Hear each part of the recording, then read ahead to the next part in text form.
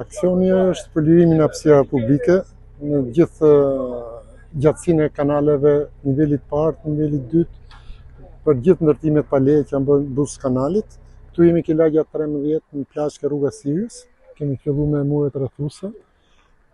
Doja të falenderoja banorët e kësaj zone që janë treguar shumë bashkëpunues, janë të ndërgjegjshëm për zonën e hapësirave publike dhe nuk na kanë nxjerrë asnjë problem.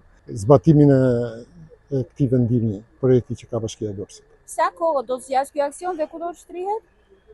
Ky do shtrihet thash në gjithë gjatësinë e kanaleve të nivelit parë, nivelit dytë, nivelit tretë në të gjithë qytetit Durrësit.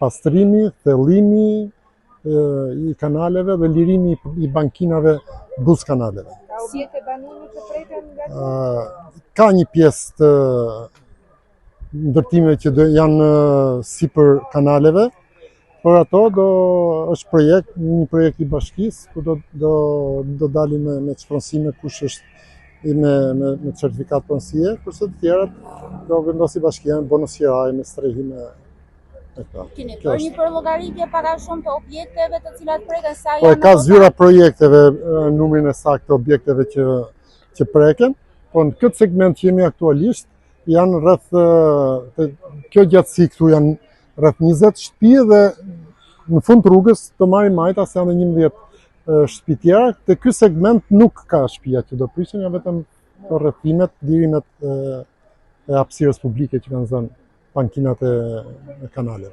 Drejtor, duke pasur parasysh që po afrohet dhe sezoni turistik, mund të vazhdojë kjo dhe për Kjo gjatë s'ka të bëj fare, nuk ka të bëj, jo, nuk krijon probleme me sezonin turistik, se kjo kanalet nuk pengon as qarkullimin, as pengesën të tjetër. Una do vazhdoj pa ndërprerje, madje jemi të punuar ditë shtunë dhe ditë diele, është një aksion që do vazhdoj pa ndërprerje.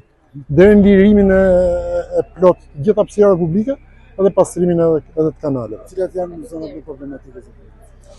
Po, zona më problematike është kjo plazhi, lagja 13, Shkozeti dhe Kneta.